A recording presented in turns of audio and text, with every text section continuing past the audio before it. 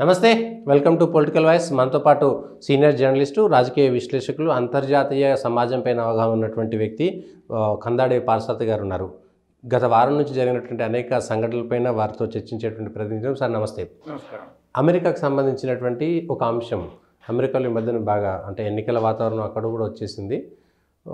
ఇటు ట్రంప్ వస్తాడా ఎవరు వస్తారనేటువంటిది అదొక అంశం పక్కన పెడితే, నిక్కీ హేలీ, వివేక రామస్వామి ప్లస్ కమలా హ్యారిస్ ఎందుకు అట్లా భారత సంతతికి సంబంధించినటువంటి వాళ్ళు, భారతీయంగా ఇక్కడ ఉన్నటువంటి వాళ్ళ పిల్లలు ఎందుకు విదేశాల్లో అట్లా రాజకీయంగా పైకి వస్తున్నారు? ఎందుకు యాక్సెప్టెన్స్ వస్తుంది అట్లా?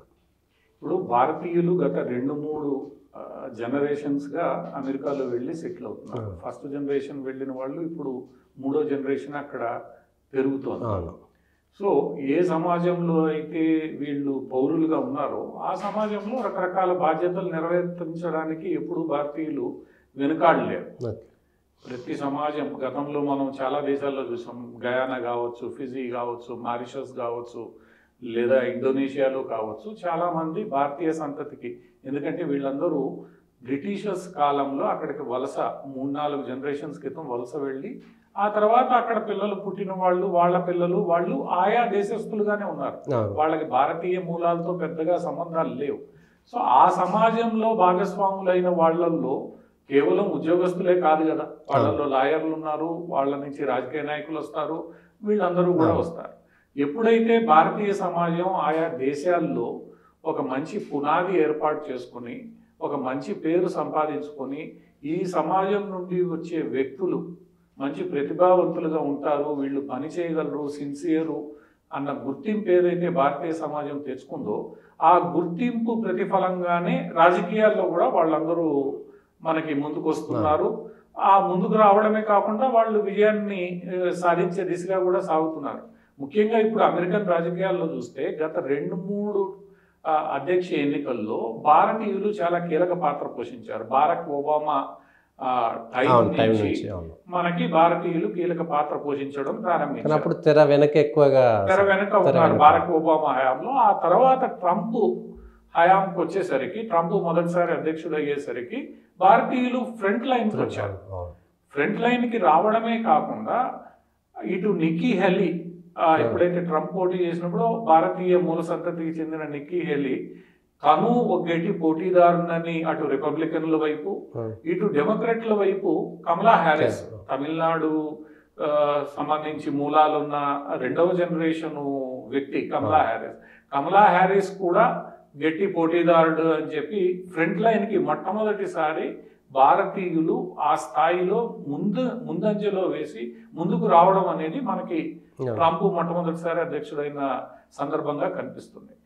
ఆ టైంలో నిక్కీ హేలీ తీవ్రంగానే ఇటు రిపబ్లికన్ల వైపు కష్టపడ్డారు, అటు కమలా హ్యారిస్ కష్టపడ్డారు. ఇద్దరు ప్రతిభావంతులను నిరూపించుకున్నారు, తాము తక్కువ ఏం తీసుకోమని నిరూపించుకున్న సందర్భంలో ట్రంప్ మొట్టమొదటిసారి అధ్యక్షుడు అయినప్పుడు కమలా హ్యారిస్ని మన యునైటెడ్ నేషన్స్ ప్రతినిధిగా పంపించి గౌరవంగా చూడాల్సిన పరిస్థితి ట్రంప్ ఏర్పడింది. ఎందుకంటే భారతీయ సంతతి యొక్క విలువని గుర్తించాల్సిన అవసరం ఆ రోజు ఏర్పడింది. ఇప్పుడు తర్వాత ట్రంప్ 2వ ఎన్నికలకు వెళ్ళినప్పుడు జో బైడెన్ గెలిచినప్పుడు కూడా కమలా హ్యారిస్ యొక్క గట్టి పోటీని జో బైడెన్ తట్టుకొని నిలబడినా కూడా కమలా హ్యారిస్ని గుర్తించాల్సిన పరిస్థితి, భారతీయుల యొక్క ఓట్ల ప్రాధాన్యతను గుర్తించే క్రమంలో కమలా హ్యారిస్ని స్వయంగా ఉపాధ్యక్ష పదవికి తీసుకోవాల్సిన తప్పనిసరి పరిస్థితి ఆ రోజు అమెరికాలో క్రియేట్ చేయబడింది. అంటే భారతీయులు మేమేదో ఉద్యోగానికి పోయాము, ఇక్కడ ఉండిపోయాము అనేది అది మొదటి అడుగు. ఆ తర్వాత ఈ సమాజాన్ని ముందుకు తీసుకెళ్లడానికి మా వంతు పాత్ర మేము పోషిస్తామని భారతీయులు ఈరోజు గట్టిగా 2nd, 3rd జనరేషన్ భారతీయులు ఆయా రంగాల్లో రాణిస్తూ గట్టిగా చెప్పడం జరిగింది. దాని ఫలంగానే కమలా హ్యారిస్ మొట్టమొదటి భారతీయ సంతతికి చెందిన ఉపాధ్యక్షురాలు. దానికి ఇంకొక అడుగు ముందుకేస్తూ ఈరోజు అధ్యక్ష పోటీల్లో మనకి ముఖ్యంగా రిపబ్లికన్ వైపు ముందు వికీ రామస్వామి, ఎవరైతే భారతీయ మూల సంతతికి చెందిన వారు ఉన్నారో వారు గట్టి పోటీ ఇచ్చారు. ఆ తర్వాత పోటీ నుంచి తను తప్పుకున్నాడు. కానీ నిక్కీ హేలీ ఎవరైతే ఉన్నారో ఆమె ఈ రోజు కూడా రెండవ ప్రత్యర్థిగా రిపబ్లికన్ల వైపు గట్టిగా నిలబడుతున్నారు. భవిష్యత్తులో ఆమె ఒకవేళ ట్రంప్ గెలిస్తే ఆమె కీలక బాధ్యతలు పోషించే అవకాశం ఖచ్చితంగా అధ్యక్ష పదవిలో ఉండేటువంటి అవకాశం కూడా ఉంటుంది. ఎందుకంటే ఆమె గతంలో గవర్నర్గా చేశారు, ఐక్యరాజ్య సమితి ప్రతినిధిగా చేశారు. ఆమెకు విలువ ఇవ్వాల్సిన అవసరం ఖచ్చితంగా రిపబ్లికన్ పార్టీకి ఉంటుంది. ఒకవేళ డెమోక్రాట్స్ కానీ విజయం సాధిస్తే కమలా హ్యారిస్ తన పదవిని ఎలానూ కాపాడుకోవచ్చు, ఉంచుకోవచ్చు. ఎందుకంటే భారతీయ సంతతికి సంబంధించి ఇది కేవలం అమెరికాకే మనకి పరిమితం కాలేదు. ఈరోజు మనం గ్రేట్ బ్రిటన్, ముఖ్యంగా పాశ్చాత్య దేశాల్లో రెండవ కీలకమైన దేశం ఏదైతే ఉందో గ్రేట్ బ్రిటన్ లో రిషి సునాక్ తాను గర్వంగా నేను హిందువులని ప్రకటించుకునే రిషి సునాక్ భారతీయ మూలాలు ఉన్న వ్యక్తి, నేను భారతీయ మూలాలు ఉన్న వ్యక్తిని, హిందుత్వాన్ని ఆచరించే వ్యక్తిని చెప్పుకునే రిషి సునాక్ గర్వంగా ఈరోజు ప్రధానమంత్రిగా సాగుతున్నారు, అందరూ యాక్సెప్ట్ చేస్తున్నారు. ఇప్పుడు రిషి సునాకే కాదు, రిషి సునాక్ మంత్రివర్గంలో 2-3 భారతీయ మూలాలు ఉన్న వ్యక్తులు ఉన్నారు. అంటే ఈ పాశ్చాత్య అంతకుముందు భారతీయులు ఎక్కడికైతే వెళ్ళారో ఆఫ్రికా, ఆసియా దేశాల్లో వాళ్ళు రాజకీయాల్లో కొంత తీసుకున్నా కూడా పాశ్చాత్య దేశాల్లో ఎక్కడైతే జాత్యహంకారం ఎక్కువగా ఉందనుకున్న సందర్భాల్లో కూడా ఈరోజు భారతీయులు ఈ దిశగా ముందుకెళ్ళడం అనేది నిజంగా వాళ్ళల్లో ఉన్న ప్రతిభ, సిన్సియారిటీ, సాధించాలన్న తపన, ఇవన్నిటిని ఆయా సమాజాలు గుర్తించాయనే మనం అనుకోవాలి. అంటే కొంత భారతీయ హిందూ అంటే ఇట్లాంటి వాళ్ళపైన కొంత నమ్మకం, ట్రస్ట్ కూడా, అంటే ఇటు నరేంద్ర మోడీ వచ్చిన తర్వాత కూడా వివిధ దేశాల్లో ఉండేటువంటి భారతీయులకు కొంత గౌరవం పెరగడం కూడా ఇందుకు ఒక కారణం అనుకోవచ్చు అంటారా? అది సహజంగానే జరుగుతుంది కదా. ఎప్పుడైతే మీ దేశం ప్రాముఖ్యత దిశగా సాగుతుందో ఆ దేశానికి సంబంధించిన సంస్కృతి సాంప్రదాయాలను పాటించే వారిగా వారి పట్ల కూడా సమాజంలో ఆయా సమాజాల్లో చర్చ జరుగుతుంది. ఆ చర్చ జరిగి వీళ్ళు చేస్తున్న కృషి ఏదైతే ఉందో వాళ్ళు ఉద్యోగాల్లో కానివచ్చు, ఎక్కడైనా కావచ్చు, భారతీయులు రాణిస్తున్నారు. వాళ్ళు సిన్సియర్గా కృషి చేస్తున్నారు. కాబట్టి ఈరోజు ఐటీలో కానీ ఇంకో చోట కానీ, ఐటీలో 2 అతిపెద్ద కంపెనీల సీఈఓలు భారతీయులే. అది మైక్రోసాఫ్ట్, గూగుల్, రెండిటికి భారతీయులే సీఈఓలుగా ఉన్నారు. ఇంకా సిటీ బ్యాంక్లో గతంలో సీఈఓగా చేశారు, పెప్సీకి సీఈఓగా ఇంద్రాను చేశారు. అందువల్ల ఏంటంటే వీళ్ళు కష్టపడతారు, వీళ్ళు గట్టిగా పని చేస్తారు, సిన్సియారిటీ ఉంది. అది ఏ రంగమైనా కానీ. ఒకప్పుడు ఏంటంటే భారతీయులు కేవలం ఉద్యోగాలకు వస్తారు, డబ్బు సంపాదించుకోవడానికి వస్తారని కాదు. డబ్బు సంపాదించుకోవడము, ఉద్యోగము అనేది ఒక ఎత్తు అయితే, రెండో ఎత్తులో సమాజం పట్ల అక్కడ స్థానికంగా ఉన్న సమాజంలో మేము ఒక భాగమైపోయి ఆ సమాజంలో మేము ఆ సమాజాన్ని ముందుకు తీసుకెళ్ళడానికి తోడ్పాటు అందిస్తామన్న నమ్మకం వీళ్ళు కలిగించగలిగారు. ఈరోజు అందుకనే అమెరికాలో చాలా చోట్ల మన సెనేటర్లు ఉన్నారు, అమెరికాలో చాలా చోట్ల గవర్నర్లు ఉన్నారు. అందువల్ల ఏంటంటే ఆ సమాజం గుర్తిస్తోంది ఈరోజు. అందుకు కొంతమేర భారతదేశం కూడా ప్రాముఖ్యత నరేంద్ర మోడీ నాయకత్వంలో ముందుకు రావడం వల్ల వాళ్ళకు కొంత అది సులభం అవుతుంది. ఓహో, అంతకుముందు ఎవరో తెలియదు భారతీయ మూలాలు వాళ్ళంటే. భారతీయ మూలాలు వాళ్ళు, వీళ్ళ సంస్కృతి ఇది, ఇంత గొప్పది ఇది, ఈరోజు గర్వంగా వాళ్ళు చెప్పుకునే పరిస్థితి. ఇప్పుడు దాంట్లో చాలా మంది ఆ హిందుత్వం నుంచి వేరే మతాలకు కొన్ని సందర్భాల కారణంగా కొన్ని పరిస్థితులు మారినా కూడా వాళ్ళు ఈరోజు గర్వంగా మా తాత ముత్తాత భారతదేశం నుండి వచ్చాడు, నేను ఈరోజు ముస్లిం కావచ్చు, నేను ఈరోజు క్రిస్టియన్ కావచ్చు, కానీ నా మూలం భారతదేశం, ఆ భారతదేశం యొక్క గొప్పతనం ఇది అని వాళ్ళు చెప్పుకునే పరిస్థితికి ఈరోజు మన దేశం కూడా వచ్చింది. కొన్ని రాజకీయ గుళ్ళు నుంచి బయటపడి ఇది ఒకటే కాదు, మతం కాదు, మనం భారతీయులం అని గర్వంగా చెప్పుకోవాలి. ఇది ముస్లిం కావచ్చు, క్రిస్టియన్ కావచ్చు, నేను ఇంకోటి కావచ్చు అనే పరిస్థితికి ఈరోజు మన దేశం వచ్చినప్పుడు అక్కడ కూడా అదే భావన వాళ్ళలో కలుగుతుంది. ఆ భావన కలుగుతుంది కాబట్టి ప్రధానమంత్రి ఎక్కడికి పోయినా కూడా అది ముస్లింలా, క్రిస్టియన్లా చూడలేదు. వాళ్ళు ప్రధానమంత్రి సభలకి భారతీయులుగా హాజరయ్యారు. అది ఇక్కడ జరుగుతున్న మంచి పరిణామం. ఇంకా రెండోది జాతీయ స్థాయికి వస్తే షెడ్యూల్ కూడా రాలేదు, ఎన్నికల షెడ్యూల్ ఇంకొక వారం 10 రోజులు పట్టొచ్చినటువంటి ఉంది. కానీ భారతీయ జనతా పార్టీ తొందరపడి ఒక 195 మంది అభ్యర్థులను కూడా ప్రకటించేసింది. మామూలుగా అయితే షెడ్యూల్కి ఇంతకుముందు ప్రకటించడం కొంచెం కొత్తనే బీజేపీ విషయంలో. ఎందుకు అట్లా తొందరపడింది అనుకోవచ్చు? తొందరపడడం ఏముందండి, ఇప్పుడు ఒక రకంగా లాస్ట్ మినిట్లో టికెట్ ఇచ్చి నువ్వు పోయి పోటీ చేయి అని అంటే ఒక అభ్యర్థి పడే ఇబ్బందులన్నీ మనకి తెలుసు. ఒక పార్లమెంట్ నియోజకవర్గంలో కనీసం 20-25 లక్షల మంది ఓటర్లని ఒక పార్లమెంట్ పోటీ చేసే అభ్యర్థి కలవాలి. ఎంతమంది నాయకులు ఉంటారు, చిన్న స్థాయి నాయకులు ఉంటారు. నువ్వు 20-22 రోజుల్లో ఎంతమందిని కలుస్తావు? అది ఏ రోజు కూడా మంచి పద్ధతి కాదు. ఇప్పుడు పార్టీ స్థానికంగా ఎవరున్నారు ముందస్తుగా గుర్తించలేదా? గుర్తించాలి. ఎందుకంటే పార్టీలో గత 2-3 సంవత్సరాలుగా ఎవరు తిరుగుతున్నారు, ఎవరు పనిచేస్తున్నారు అన్నది పార్టీ నాయకత్వానికి అవగాహన ఉంటుంది. అవగాహన లేని సందర్భాల్లోనే, అటువంటి వ్యక్తి నీకు దొరకని సందర్భాల్లోనే నువ్వు చివరి నిమిషంలో ఎవడైనా వస్తాడా, ఇంకోటి పారిపోయి వస్తాడా, ఇంకో పార్టీ నుంచి వస్తాడా అని చూసుకొని టికెట్ ఇవ్వాలి. కానీ నీకు ఎక్కడైతే అవగాహన ఉందో అక్కడ నువ్వు స్పష్టంగా ప్రకటించవచ్చు. అప్పుడు ఏమవుతుందంటే ఆ అభ్యర్థి ఎవరైతే ఉన్నారో ఆ అభ్యర్థి మొత్తం కాన్స్టిట్యున్సీని నిశ్చితంగా తిరగడానికి కానీ, తన పని తాను చేసుకోవడానికి కానీ, తన వ్యూహాన్ని రచించుకోవడానికి కానీ వీలవుతుంది. అది చెయ్యాలి అని అంటే పార్టీ సంస్థాగత పరంగా బలంగా ఉండాలి. రెండోది, ఆయా కాన్స్టిట్యున్సీల్లో ఆ పార్టీ అభ్యర్థులు ఒకళ్ళ, ఇద్దరా, ముగ్గురు బలమైన వాళ్ళు ఉండాలి. వాళ్ళల్లో ఒకళ్ళని నువ్వు ఎంపిక చేసుకోవచ్చు. చేసుకున్న అసంతృప్తి ఏదైనా ఉంటే సరి చేసుకోవచ్చు. అందువల్ల భారతీయ జనతా పార్టీ ఈరోజు ఒక రకంగా చూస్తే భారతదేశంలో ఎంతో కాన్ఫిడెంట్ పార్టీ. ఎన్నికల వరకు ఆర్గనైజేషన్ స్ట్రక్చర్లో కానీ, ఎన్నికల్లో కానీ, ఇదిగో వీళ్ళు మా నాయకులు, వీళ్ళని మేము నిలబెట్టగలం, వీళ్ళు గెలుస్తారు అని ఒక రకమైన విశ్వాసంతో పనిచేస్తున్న పార్టీ. మిగతా పార్టీల్లో ఆ స్థాయి లేదు. అందువల్ల భారతీయ జనతా పార్టీ ఆ విశ్వాసం తన కార్యకర్తల మీద, నాయకుల మీద ఉంది కాబట్టి ఈరోజు ప్రకటించగలిగింది తప్ప తొందరపడి ప్రకటించడం అనేది మంచి పని చేసింది భారతీయ జనతా పార్టీ. ఇప్పుడు నిన్న టీడీపీ, జనసేన ఒక్కసారిగా 110 దగ్గర 104 స్థానాలకు వాళ్ళు ప్రకటించడం, దాంతో అభ్యర్థులకి సమయం దొరుకుతుంది కదా. నువ్వు నిలబెట్టాలి, గెలవాలి, గెలిపే లక్ష్యం నీకు. గెలవాలి అని అంటే ఆ అభ్యర్థికి కూడా సమయం ఇవ్వాలి. నేను ఎంతోమంది అభ్యర్థులు చూశాను, లాస్ట్ మినిట్లో హడావిడిగా పరిగెత్తి బీఫామ్ రిటర్నింగ్ ఆఫీసర్కి అందజేసి కొన్ని సందర్భాల్లో అందజేయలేని పరిస్థితుల్లో పార్టీ ఓడిపోయిన సందర్భాలు కూడా ఉన్నాయి.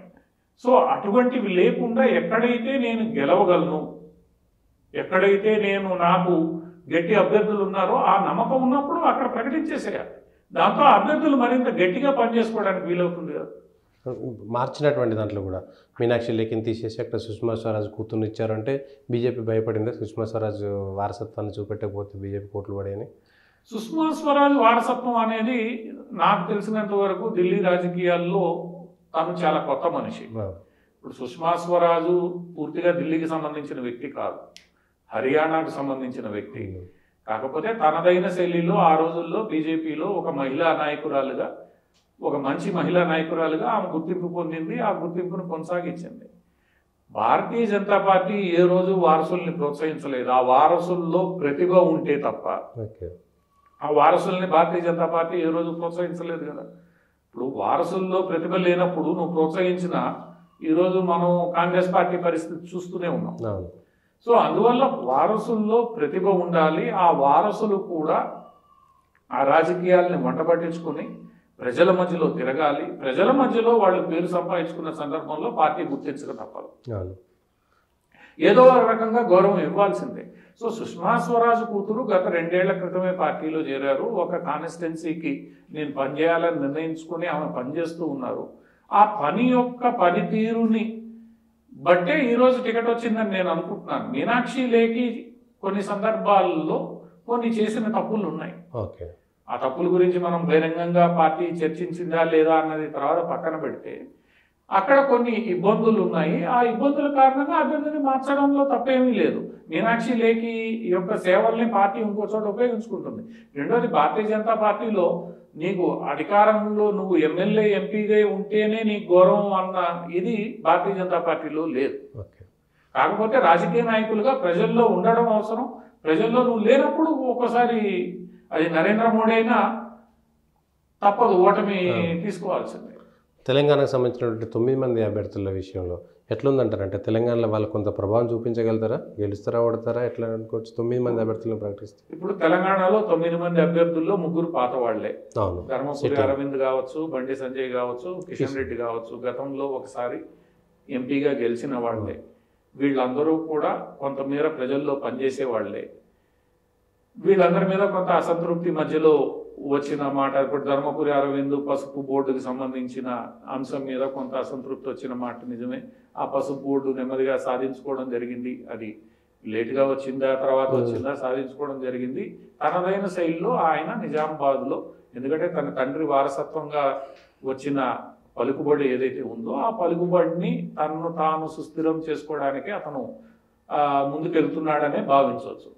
ఇంకా బండి సంజయ్ గారి విషయంలో, బండి సంజయ్ గారు ప్రజల్లో ఉంటున్నారు. ఓటమి గెలుపు అనేది ఆయా సందర్భాలను బట్టి ఉంటుంది. పార్లమెంట్లో గతంలో గెలిచారు, అసెంబ్లీలో ఓడిపోయారు.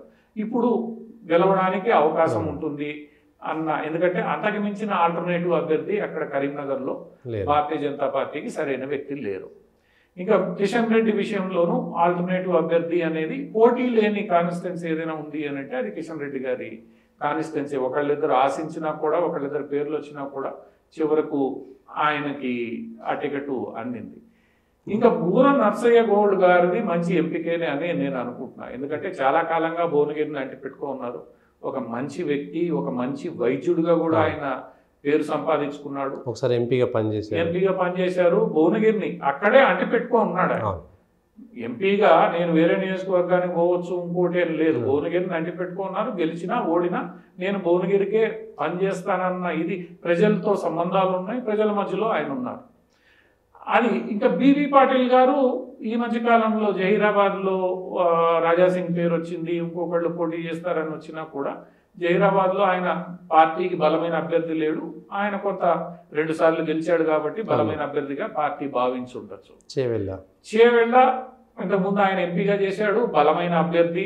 ఆయనకు పోటీ ఉండే ఎవరైతే రంజిత్ రెడ్డి ఉన్నాడో, గతంలో కాంగ్రెస్ ఆయనకి సరైన ఇది ఇవ్వక ఆయన ఓడిపోయారనే ఇది ఉంది. ఈసారి బీజేపీ నుంచి ఆయన ఎన్ని ఒడిదుడుకులు వచ్చినా బీజేపీలో కంటిన్యూ అయ్యారు. మధ్యలో చాలా మంది వచ్చిన వాళ్ళు వెళ్ళిపోయారు. వివాదం లేని సీటు, అక్కడ పెద్దగా పోటీదారులు లేని సీటు కాబట్టి అది మీకు ఫైనల్ అయింది. నాగర్ కర్నూలు రాములు గారికి మంచి పేరు ఉంది. 4 సార్లు ఎమ్మెల్యే రాములు, ఎంపీగా గెలిచిన వ్యక్తి. అక్కడ బంగారు శృతి ఇంతకు ముందు పోటీ చేసిన వ్యక్తి ప్రజల్లో లేరు అన్న భావన పార్టీలో లేదా పార్టీ నాయకుల్లో లేదా రాజకీయ విశ్లేషకుల్లో ఉంది. ఆమె పెద్దగా ఆ కాన్స్టిట్యున్సీ నాకు వస్తుంది కాబట్టి నేను వెళ్ళి పోటీ చేస్తున్నానన్న భావం తప్ప నాగర్ కర్నూలు నియోజకవర్గం ప్రజల్లో అక్కడ ఉండి నేను పనిచేసుకోవాలన్న భావన కనిపించలేదు. కాబట్టి ఏమైనా పార్టీ అక్కడ స్థానికంగా ఉండే వ్యక్తి అయితే మనకు రాములు గారి కొడుకుకి ఇవ్వడం అంటే అతను సుదీర్ఘకాలం పార్టీతో కొనసాగే అవకాశం ఉంటుందన్న ఉద్దేశంతో ఇవ్వచ్చు. ఇక చివరగా హైదరాబాదు మల్కాజ్గిరి, అసలు లొల్లంతా జరిగింది మల్కాజ్గిరి. 30 మందితో చాంతాడంత లిస్టు ఉండేది. మల్కాజ్గిరిలో మహామహులందరూ పోటీకి సిద్ధమయ్యారు. అవును, మహామహులందరూ పోటీకి సిద్ధమైనప్పుడు అమిత్ షా, మోడీ యొక్క రాజకీయంలో గణాంకాలు అనేవి విశేష పాత్ర పోషిస్తాయి. ఇప్పుడు మల్కాజ్గిరిలో 2 కులాలు ప్రామినెంట్గా రాజకీయాలను అక్కడ స్థానికంగా ఉన్న ఓటింగ్ ప్యాటర్న్ని శాసించగలవు. ఒకటి బ్రాహ్మణ కులం, దగ్గర 3.5 లక్ష బ్రాహ్మణ్ ఓట్లు మల్కాజ్గిరిలో ఉన్నాయి. సో బ్రాహ్మణ కులం ఓట్లు ఉన్నాయి కాబట్టి గతంలో రామచంద్రరావు గారికి ఎమ్మెల్యే ఇచ్చారు, ఎంపీ ఇచ్చారు, ఇట్లా రకరకాల ప్రయోగాలు చేశారు. కానీ అదేమీ పూర్తి స్థాయిలో ఫలించలేదు. రెండవ బలమైన సామాజిక వర్గం బీసీ. బీసీల్లో ముఖ్యంగా ముదిరాజులు, యాదవులు ఎవరైతే ఉన్నారో ఈ 2 వర్గాలు మల్కాజ్గిరి ప్రాంతంలో బలంగా ఉన్న వ్యక్తులు. ఇప్పుడు ఒక మల్కాజ్గిరి అసెంబ్లీనే మనం తీసుకుంటే వాళ్ళు 60-65 వేలు దాకా ఒక మల్కాజ్గిరి అసెంబ్లీలోనే, ఇంకా ఎక్కువ ఉండే అవకాశం ఉంది. అట్లా మిగతా దానికి సంబంధించి ఇప్పుడు కుత్బుల్లాపూర్ గతంలో శ్రీశైలం గౌడ్కి ఇచ్చారు. ఎక్కడ కూడా బీసీ సామాజిక వర్గం గట్టిగా ఉందన్న భావన ఉంది. ఇటు ఎల్బీ నగరు ఇక్కడి నుంచి తీసుకుంటే ఈరోజు రెండవది బీసీ సామాజిక వర్గాన్ని దగ్గర తీసుకునే ప్రయత్నం బీజేపీ గట్టిగా చేస్తోంది. ఇప్పుడు అనౌన్స్ చేసిన క్యాండిడేట్లలో 4 దగ్గర బీసీలు ఉన్నారు. ఆ బీసీ సామాజిక వర్గానికి సంబంధించి అందులోనూ ముఖ్యంగా ముదిరాజు వర్గానికి సంబంధించిన ఈటెల రాజేందర్ ఒక బలమైన అభ్యర్థి అక్కడ. ఇప్పుడు మిగతా అభ్యర్థుల పేర్లు మనం వింటే మురళీధరరావు గారి పేరు వచ్చింది. ఆయన వెలమ సామాజిక వర్గానికి చెందిన వారు. వెలమలు అక్కడ పెద్దగా లేరు కులాల ఈక్వేషన్ మనం తీసుకుంటే.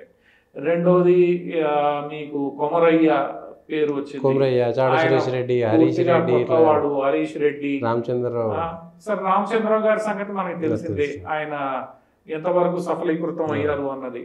సో ఈ ఈక్వేషన్స్ అన్ని మనం నిశ్చితంగా చూసినప్పుడు అక్కడ ఒక మంచి బలమైన బీసీ అభ్యర్థికి ఇవ్వగలిగి, బలమైన బీసీ అభ్యర్థికి, ఎందుకంటే కాంగ్రెస్ నుంచి కూడా బలమైన అభ్యర్థి ఉండే అవకాశం ఉంటుంది. బీఆర్ఎస్ నుంచి మల్లారెడ్డి గారు ఆయన కొడుకు పోటీ చేసే అవకాశం ఉన్న సందర్భంలో మల్లారెడ్డి కొద్దిగా గట్టి అభ్యర్థి మల్కాజ్గిరి తీసుకుంటే, ఎందుకంటే ఆ మల్కాజ్గిరి నియోజకవర్గంలో పరిధిలోని అసెంబ్లీ స్థానాలన్నీ బీఆర్ఎస్ గెలుచుకుంది. అందులో మేడ్చల్ జిల్లాలో మన మల్లారెడ్డి గారు ప్రాతినిధ్యం వహించే మేడ్చల్ జిల్లాలో 3 సీట్లు గెలుచుకుంది. సో ఒక రకంగా మల్లారెడ్డి గారు కూడా గట్టి అభ్యర్థి, మల్లారెడ్డి ఎమ్మెల్యే, వాళ్ళ అల్లుడు ఎమ్మెల్యే, గట్టి అభ్యర్థి. సో ఈ గట్టి అభ్యర్థులు ఉన్నప్పుడు గట్టి అభ్యర్థి రాజకీయంగా ప్రజలలో ఎంతో కాలంగా, ముఖ్యంగా తెలంగాణ ప్రజల్లో మమేకమై ఉన్న వ్యక్తి లేకపోతే మల్కాజ్గిరిలో ఘోరమైన ఓటమి ఏర్పడే అవకాశం ఉంది.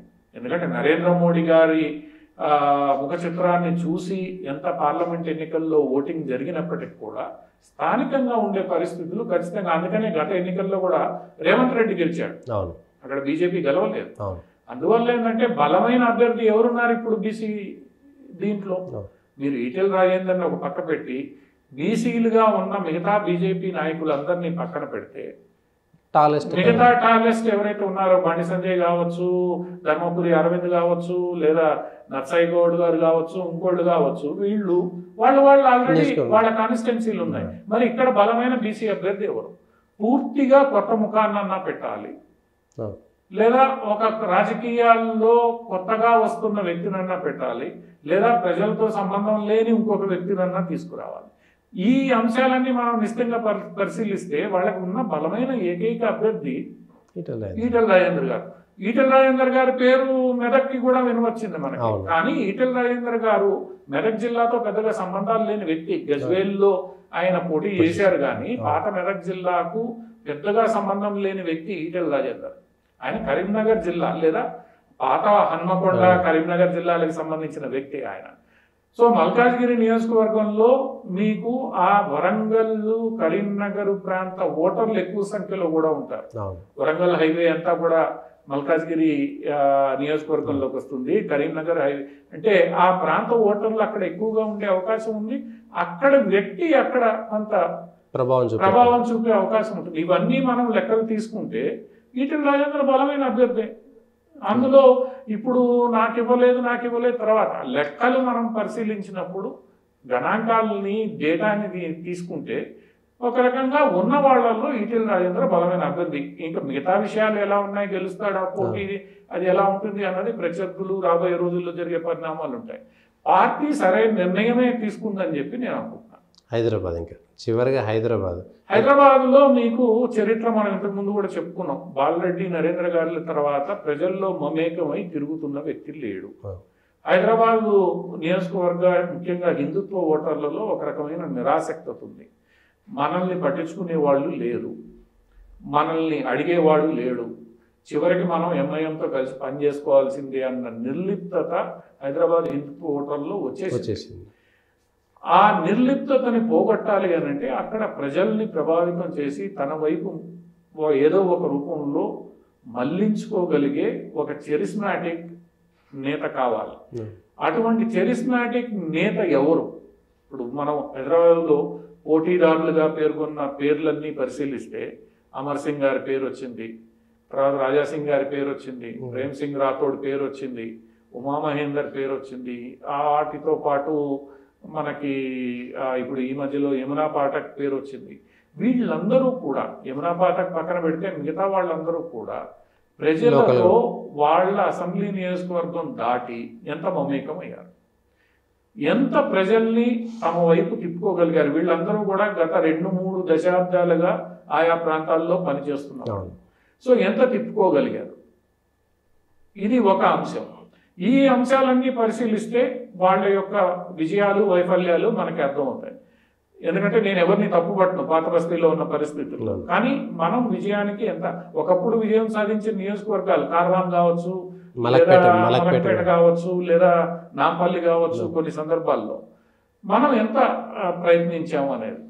రెండవ అంశం ఏంటంటే ఇప్పుడు అసదుద్దీన్ ఓవైసీ చేసిన కొన్ని కార్యక్రమాలు ఏవైతే ఉన్నాయో, కొన్ని కార్యక్రమాలు అంటే ప్రధానంగా మహిళలకి సాధికారత ఇవ్వకపోవడం, మహిళలు మేము ఎలా చెప్తే అలా వినాలనుకోవడం, ఈ మహిళల మీద వీళ్ళ యొక్క వైఖరి, అదే మహిళల పట్ల ప్రధానమంత్రి నరేంద్ర మోడీ బీజేపీ తీసుకున్న వైఖరి, అది ట్రిపుల్ తలాక్ అంశం కావచ్చు, ఈరోజు మహిళా రిజర్వేషన్ బిల్లు కావచ్చు, లేదా ఇవన్నీ కూడా గర్భిణీ స్త్రీలకు సెలవులు ఇవ్వడం కానీ, ఇవన్నీ మహిళలకి మహిళల కష్టాల పట్ల మేమే నిజంగా పని చేయగలిగిన ప్రభుత్వం అని నరేంద్ర మోడీ గారు నిరూపించారు. కానీ ఎంఐఎం ఈ రోజు మహిళల పట్ల సరైన వైఖరితో లేదు. మహిళల్ని ఎలా చూసిందంటే, ముస్లిం సమాజంలో పురుషులు ఏదైతే చెప్తారో అది మహిళలు పాటించాలి, మీకు సమాన హక్కులు లేవనే విధంగా ఎంఐఎం ప్రవర్తించకపోయినా ఎంఐఎం వైఖరి అలా ఉండిపోయింది. ఎందుకంటే ఇస్లాం మీద ఆధారపడిన ఎంఐఎం వైఖరి. ఇక చివరగా ఎంఐఎం అభివృద్ధి పరంగా మెట్రోను అడ్డుకుంది, ఓల్డ్ సిటీలో వెళ్లే రహదారులన్నింటినీ అడ్డుకుంది. మీకు బెస్ట్ ఎగ్జాంపుల్ 2 స్టీల్ బ్రిడ్జిలు కేటీఆర్ కట్టాలని హైదరాబాద్లో నిర్ణయం తీసుకుంటే, హిందూ ప్రాంతంలో ముషీరాబాద్ ప్రాంతంలో ఉండే స్టీల్ బ్రిడ్జి సక్సెస్ఫుల్ గా కంప్లీట్ అయిపోయింది, కేటీఆర్ గారు ఇనాగరేట్ చేశారు. ఈ రోజు అదే పాత బస్తీలోని మలక్పేట, చంద్రాయణగుట్ట ప్రాంతాల్లో ఉన్న తయారవుతున్న స్టీల్ బ్రిడ్జి ఎంతవరకు వచ్చిందండి? ఇప్పుడు అది మెట్రో పక్కన పెడతాం, మెట్రో మీద వాళ్ళకి చాలా అభ్యంతరాలు ఉన్నాయి. కానీ నిన్న అసదుద్దీన్ వేసి రేవంత్ రెడ్డి ప్రారంభిస్తారు, శంకుస్థాపన చేస్తారు, మేము అభివృద్ధి కోసం ఉన్నాము మోడీ. ఈ రోజు నువ్వు నీకు మొన్న అసెంబ్లీ ఎన్నికల్లో ఆల్మోస్ట్ 2-3 నియోజకవర్గాల్లో నిన్ను ప్రజలు ఓడించే పరిస్థితికి వచ్చిన తర్వాత, యాకత్పురాలో మీరు ఎంతలో గెలిచారు? 800 ఓట్లతో గెలిచారు. నాపల్లి పరిస్థితి ఏంటి? సో ప్రజలు మీ అభివృద్ధి నిరోధకతను, మీ వ్యవహార శైలిని, మీరు అడ్డుకుంటున్న తీరుని, ప్రజాస్వామ్యాన్ని, ముస్లిం ప్రజల్లో కూడా అందరూ ఫెనటిక్స్ ఏమి ఉండరు. అక్కడ కూడా చదువుకున్న వాళ్ళు ఉన్నారు, అక్కడ పరిస్థితుల మీద విరక్తి చెందిన వాళ్ళు ఉన్నారు, వాళ్ళందరూ ఉన్నారు. మిమ్మల్ని ఆల్మోస్ట్ ఓటమి అంశకు తీసుకొచ్చేసరికి ఈరోజు మీకు అభివృద్ధి గుర్తొచ్చింది, ఈ రోజు మీకు మహిళల హక్కులు గుర్తొస్తాయి. ఇప్పుడు ఒక మహిళా అభ్యర్థిని బీజేపీ నిలబెట్టింది కాబట్టి మహిళల హక్కులన్నీ కూడా గుర్తొస్తాయి ఎంఐఎంకి. ఇప్పుడు ఎట్లా సాధ్యమైందంటారు?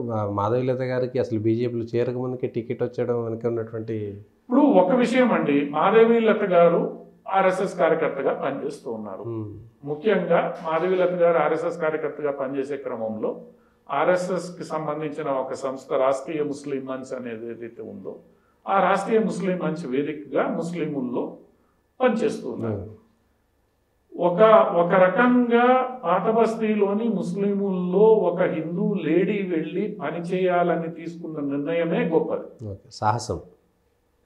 ఆయా ప్రాంతాల్లో వెళ్ళాలి, అందులో పూర్తిగా ధార్మికతతో నిండిన ఒక మహిళ ముస్లిం మసీదుల్లోనూ, ముస్లిం దర్గాల్లోనూ, లేదా ముస్లిం ఇంటీరియర్ ఏరియాల్లో వెళ్ళి అక్కడ ఆడవాళ్లతో మాట్లాడడము, అక్కడ ప్రజలతో మాట్లాడడము, వాళ్ళకి ఎన్నో సేవా కార్యక్రమాలు చేయడం, మెడికల్ క్యాంపులు కావచ్చు, ఆరోగ్య సంబంధిత సమస్యలు కావచ్చు, ఎంటర్ప్రీనర్షిప్ డెవలప్మెంట్ కావచ్చు, లేదా వాళ్ళకి ఉద్యోగాల కల్పన కావచ్చు, పని కల్పించడం కావచ్చు, టైలరింగ్ ద్వారా, ఇటువంటి ఎన్నో కార్యక్రమాలు గత 7-8 సంవత్సరాలుగా నిశ్శబ్దంగా చేస్తున్నారు. ఆ నిశ్శబ్దంగా ఏదైతే జరుగుతూ ఉందో, ఆ జరుగుతున్న క్రమంలో ఆమె వేల మంది ముస్లిం కుటుంబాలని టచ్ చేయగలిగారు, అక్కడ సమస్యల్ని అర్థం చేసుకోగలిగారు. రెండోదిగా ఆమె అక్కడ పుట్టి పెరిగిన వ్యక్తి కాబట్టి అక్కడ ఉన్న పరిస్థితులు తొందరగా అవగాహన, గత 40 సంవత్సరాలుగా అక్కడ ఏం పరిస్థితులు ఉన్నాయి ఆమెకు అవగాహన ఉంది పూర్తిగా. పొలిటికల్ సైన్స్ స్టూడెంట్ ఆమె, ఏదో భరతనాట్యం డాన్సరో లేదా క్లాసికల్ సింగరో కాదు, పొలిటికల్ సైన్స్ చదివిన స్టూడెంట్ కాబట్టి అక్కడ ఉన్న పరిస్థితులన్నీ అవగాహన చేసుకున్న వ్యక్తి. తను తిరుగుతున్న క్రమంలో ఇది ఈ సమాజం యొక్క పరిస్థితి, ముస్లింలు కూడా మార్పు కోరుకుంటున్నారు, అదే సమయంలో హిందువులు ఒక రకమైన నిరాసక్తతో ఉన్నారు, మనల్ని పట్టించుకునే వాళ్ళు లేరు అని చెప్పి అర్థం చేసుకొని అందరినీ ఆమె కలుపుకుపోయే ప్రయత్నం చేశారు, అందరిలో చైతన్యం నింపే ప్రయత్నం చేశారు. అందరిలో ఇది మనం మతం గురించి కాదు మాట్లాడాల్సింది, మనం మాట్లాడాల్సింది మన ప్రాంత అభివృద్ధి గురించి, మన ప్రాంతంలో ఉన్న మహిళల ఉన్నతి గురించి. ఒక మహిళ ముందుకు వెళ్తే ఆ కుటుంబం ముందుకు వెళ్తుంది. ఈరోజు పాత బస్తీలో మీరు ఇంకొక అంశం గమనిస్తే, ఎక్కువ శాతం ఏ గల్ఫ్లోనూ ఎక్కడ ఉంటారు, ఇక్కడ మహిళ కుటుంబాన్ని పోషిస్తూ ఉంటుంది ఆ డబ్బులతో. ఆ పిల్లలు రోడ్డు మీద తిరుగుతూ ఉంటారు, రాత్రి 3 గంటల దాకా మీరు చార్మినార్కి వెళ్తే 3 గంటల దాకా వాడు అక్కడ టీ షాప్లో కూర్చో ఉంటాడు పిల్లగాడు. అవును. వాడు వెళ్ళి ఇంట్లో అమ్మ మాట వినడు. ఇటువంటి సమస్యలన్నిటినీ ఒక మహిళగా ఆమె అర్థం చేసుకోగలదు. మనం పురుషులుగా కొన్ని సందర్భాల్లో కూర్చున్నాడులే 3 దాకా ఏమైంది ఫ్రెండ్స్తో అని అనుకోవచ్చు. కానీ ఒక మహిళగా, ఒక తల్లిగా, ఒక పిల్లవాడు చదవకుండా 3 గంటల దాకా మసీదు ముందో ఎక్కడో కూర్చొని చేసి చదవకుండా సంపాదన తేకుండా ఉంటే ఆ మహిళ కుటుంబాన్ని ఎట్లా ముందుకు తీసుకెళ్తుంది? ఇటువంటి సమస్యలన్నీ ఒక మహిళగా అర్థం చేసుకున్న వ్యక్తి, అది హిందువు కావచ్చు, ముస్లిం కావచ్చు, అర్థం చేసుకుని గత సంవత్సర కాలంగా వీళ్ళందరిలోనూ ఒక రకమైన చైతన్యం తీసుకురావాలి, ఇక్కడ మార్పు రావాలి, మార్పు తీసుకొచ్చే ప్రయత్నం జరగాలి అని విస్తృతంగా గత 2 సంవత్సరాలుగా అందరినీ కలవడం, కార్యకర్తల దగ్గర నుంచి నాయకుల వరకు. ఆమెకి మొట్టమొదట్లో ఇవన్నీ చేసినప్పుడు నేను రాజకీయ నాయకురాలు కావాలన్న ఏమీ లేదు. కానీ ఒకానొక సందర్భంలో ఆ మార్పు రావాలి అని అంటే అక్కడ నిలబడే నాయకుడు ఉండాలి. ఎందుకంటే రాజకీయ వ్యవస్థ ద్వారానే మార్పు తీసుకురాగలరు. సామాజిక సేవా కార్యక్రమాల్లో నువ్వు తీసుకొచ్చే మార్పు యొక్క ఫలితము రాజకీయ వ్యవస్థ ద్వారానే సాధ్యమవుతుంది. సో రాజకీయ వ్యవస్థ ద్వారానే ఇది సాధ్యమవుతుంది. కాబట్టి ఇక్కడ రాజకీయాలను కూడా నేను ప్రభావితం చేయగలగాలి. నేను ప్రభావితం చేయాలనా లేదా నేనే రాజకీయాల్లో ముందు ఉండాలా అన్నది ఒక రకమైన అక్కడ చేసిన మీరు చెప్పిన ఈ సందర్భాలను బట్టి అక్కడ ఇంపాక్ట్ ఉంటుందంటారా? బీజేపీకి సంబంధించినటువంటి ఇంపాక్ట్ ఉంటుందా హైదరాబాద్ పార్లమెంట్లో? అక్కడ కార్యకర్తలు పనిచేయడానికి సిద్ధంగా ఉన్నారు. సంవత్సర కాలంగా నేను పార్లమెంట్ పరిధిలో తిరుగుతున్నాను కాబట్టి కార్యకర్తలకు అవకాశం వచ్చినప్పుడు భగవంతరావు గారిని మొట్టమొదటిసారి నిలబెట్టినప్పుడు 3,70,000 ఓట్లు, దగ్గర 60,000 ఓట్లు బీజేపీకి వచ్చాయి. అది ఎక్కడికి పోవు. ఎందుకంటే గతంలో బాలరెడ్డి గారు ఉన్నప్పుడు వీళ్ళున్నప్పుడు కూడా 3.5 లక్షల 3.5-4 మధ్యలో బీజేపీ టచ్ చేస్తోంది. ఓవైసీ గారు సందర్భాన్ని బట్టి 4.5 నుంచి 5.5 మధ్యలో ఆయన ఉన్నారు. గత అసెంబ్లీ ఎన్నికల్లో మనం తీసుకుంటే అన్ని హైదరాబాద్ పార్లమెంట్ పరిధిలోని అన్ని అసెంబ్లీ స్థానాలు కలుపుకుంటే ఎంఐఎంకి 4,20,000 ఓట్లు వచ్చాయి. బీజేపీకి 3,60,000 ఓట్లు వచ్చే అవకాశం ఉంది. అంటే ఆ డిఫరెన్స్ మీకు 40,000 ఓట్లు. ఇది ఒక అంశం. రెండవది, ఈరోజు ముస్లింలు, ముఖ్యంగా ముస్లిం మహిళలు, వారి కుటుంబ సభ్యులు మార్పు కోరుకుంటున్నారు. మీరు ఉత్తరప్రదేశ్లో చూసారా? ట్రిపుల్ తలాక్ ఎఫెక్ట్ కావచ్చు, ముస్లిం రిజర్వేషన్లు కావచ్చు, లేదా ముస్లిం మహిళలకి సంబంధించిన సమాన హక్కులు కావచ్చు, లేదా ఎంఐఎం ఎటువంటి అభివృద్ధిని జరగనీయకుండా చేయడం కావచ్చు, అది మెట్రో కావచ్చు, ఇంకోటి కావచ్చు. ఎందుకంటే ఆ మహిళ యొక్క పిల్లలు బయటికి ఉద్యోగాలకు వెళ్తుంటే బస్సులు లేక ఆటోల్లో ఎక్కి వాడు కొత్త సిటీకి వచ్చేదానికి నానా తంటాలు పడే ప్రయత్నాలన్నీ మహిళలు చూస్తూ ఉంటారు. వాడు నువ్వు ఇవన్నీ ఎందుకు అడ్డుకున్నావు? నువ్వు దర్గాల పేరు చెప్పి, మసీదుల పేరు చెప్పి అడ్డుకున్నావు. వేరే కారణం లేదు కదా నీకు. ఇప్పుడు జనసాంద్రం ఉన్న దీంట్లో మెట్రో రైలు ఎలా వెళ్తుంది, మరి కోటిలో ఎలా వెళ్ళిందండి? కోటిలో కూడా అదే బిజినెస్ ఇది కదా. సో నువ్వు ఇలా అడ్డుకున్నావు కాబట్టి ఆ మార్పు వాళ్ళల్లో కూడా కొంత ఆలోచన. ఎందుకంటే అంతకు ముందులాగా ప్రపంచం తెలియంది కాదు, బయటకు వస్తేనే కాదు. ఈరోజు నా మొబైల్ చేతుల్లో, చదువుకొని వాడి చేతుల్లో కూడా మొబైల్లో వాడు చూస్తే మాదాపూర్లో ఏం జరుగుతుంది వాడికి తెలుస్తుంది. సో ఒక రకమైన ఆశ ఉంది వాళ్ళకి. ఆ ఆశని మనం, ఎందుకంటే ఎంతోమంది ముస్లిం మహిళలతో మాట్లాడినప్పుడు వాళ్ళల్లో ఆ భావన ఉంది, నా పిల్లవాడు వెళ్ళి ఐటీ కంపెనీలో పనిచేయగలుగుతాడమ్మా.